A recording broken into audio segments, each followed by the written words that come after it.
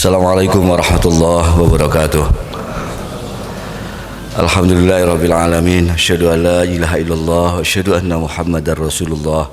Allahumma shalli ala sayyidina Muhammadin wa ala alihi wa sahbihi wa sallim.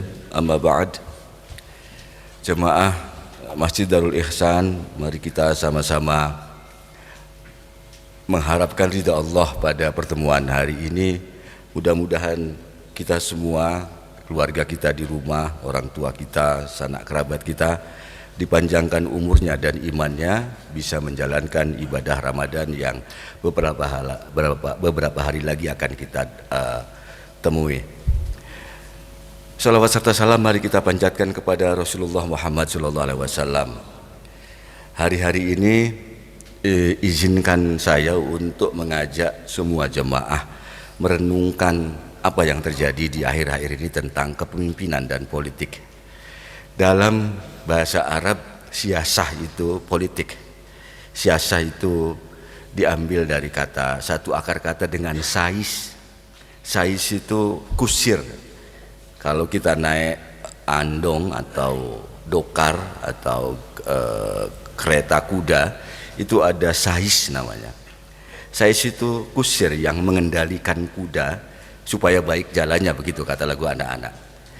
Kuda itu ada banyak, ada 2, ada 3, ada 4, tapi 4-nya itu harus menuju pada arah yang sesuai keinginan si saisnya ini. Pemimpin dalam Islam adalah sais itu. Dia harus mengendalikan kuda-kuda agar dapat membawa kereta kuda menuju jalan, menuju tujuan yang diinginkan. Dalam kereta itu tentu ada banyak orang, ada banyak kebutuhan, ada banyak keinginan. Sais ini harus mengendalikan kuda-kuda itu. Itu yang pertama. Yang kedua, kita lihat satu hadis, kullukum ra'in wa kullukum mas'ulun an ra'iyati. Ra'in itu hadis ini biasanya dimaknai sebagai setiap orang adalah pemimpin. Padahal kata ra'in itu artinya pengembala.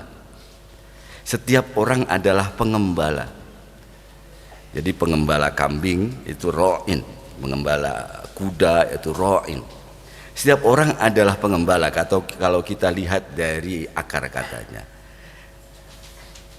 Dan setiap pengembala akan dimintai pertanggungjawaban tentang bagaimana dia menggembalakan, bagaimana nasib yang digembalakannya. Ra'iyah itu yang digembalakannya.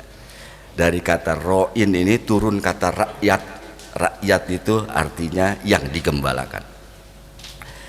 Nah, dari hadis yang kedua ini terlihat jelas bahwa yang disebut pemimpin di samping mengendalikan arah perjalanan satu kelompok, satu organisasi atau keluarga atau negara menuju tempat yang diinginkan, sisi lain seorang pemimpin adalah orang yang mengembalakan, mengendalikan anggotanya. Dua hal ini yang susah untuk ditemukan secara ideal. Karena itu para fuqaha menetapkan bahwa yang dibutuhkan bagi seorang pemimpin adalah yang memiliki kapasitas, yang memiliki kemampuan untuk itu, bukan pada kualitas imannya. Bahkan kalau kita mau naik kuda, naik kereta kuda, yang dibutuhkan adalah kusir atau sais yang berpengalaman mengendalikan kuda itu, yang tahu jalan menuju tujuan itu.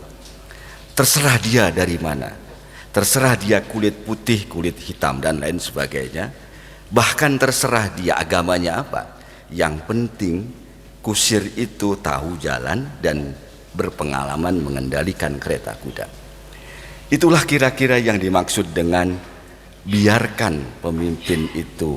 Yang penting pemimpin itu adil, karena itu kecakapan intinya. Kecakapan yang lain itu nomor 2. Kecakapan pertama adalah yang adil. Kenapa? Karena seorang pemimpin adalah seorang profesional yang mengendalikan kereta menuju tujuannya. Sais adalah kusir. Kalau kita ketemu orang atau dua orang pilihan, yang satu punya pengalaman dan kita tahu dia punya pengalaman, yang satu kira-kira punya pengalaman baru perkiraan, maka agar selamat sampai tujuan yang kita pilih adalah orang yang memiliki pengalaman dan kecakapan itu.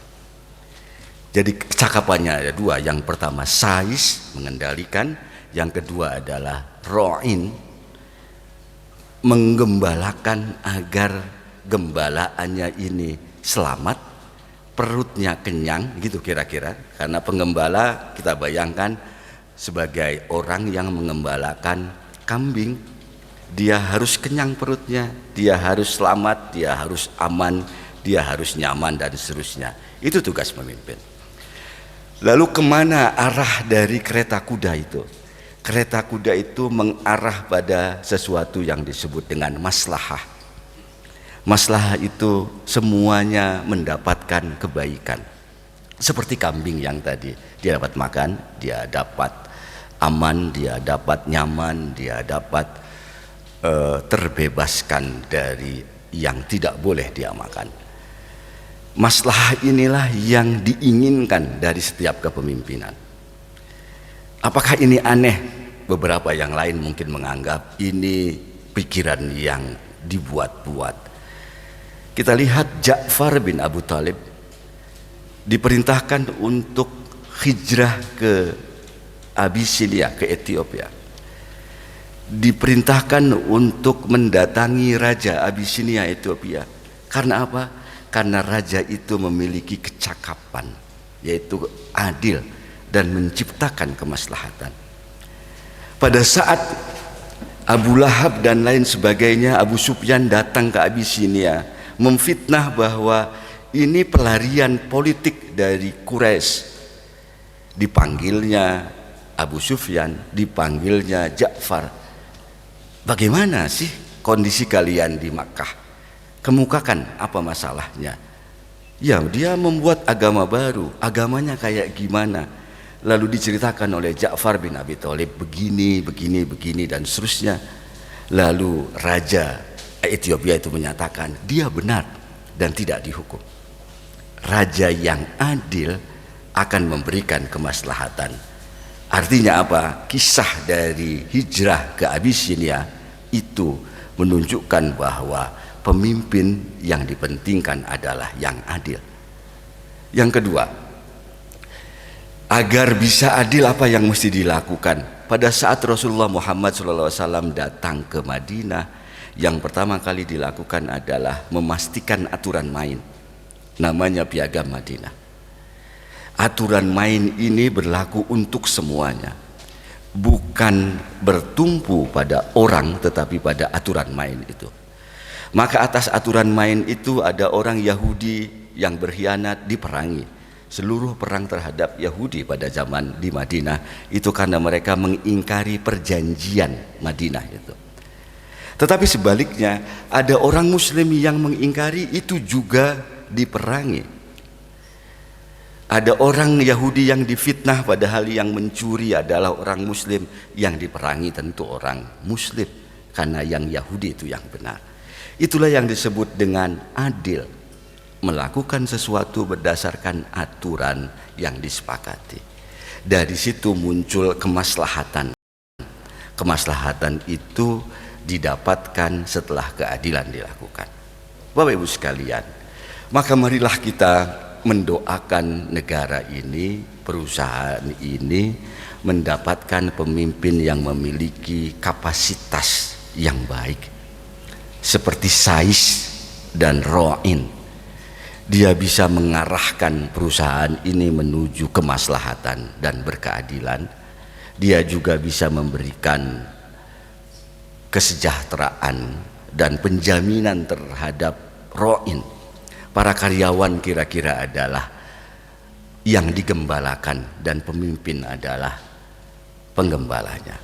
Tetapi jangan lupa, hadis tadi menyatakan kullukum ro'in, setiap kita ini adalah pengembala dan dimintai pertanggungjawaban terhadap bagaimana kita memperlakukan gembalaan kita.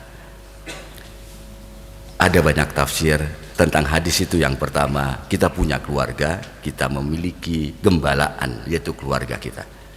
Tapi ada yang paling mendasar, kita ini punya pikiran yang berbeda, perilaku yang berbeda.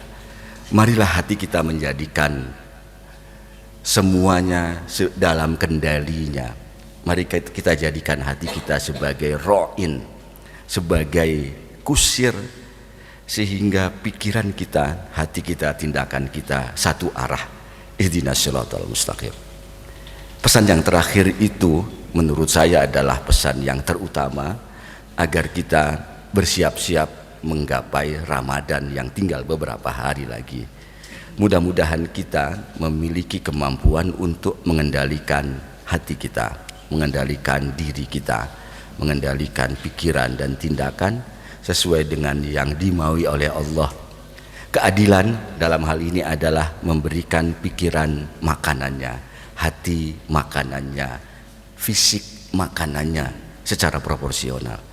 Kita sering memberi makanan untuk mulut kita, untuk perut kita, tapi kita juga harus memberikan makanan pada pikiran kita dengan belajar, hati kita dengan terus-menerus menyebut nama Allah.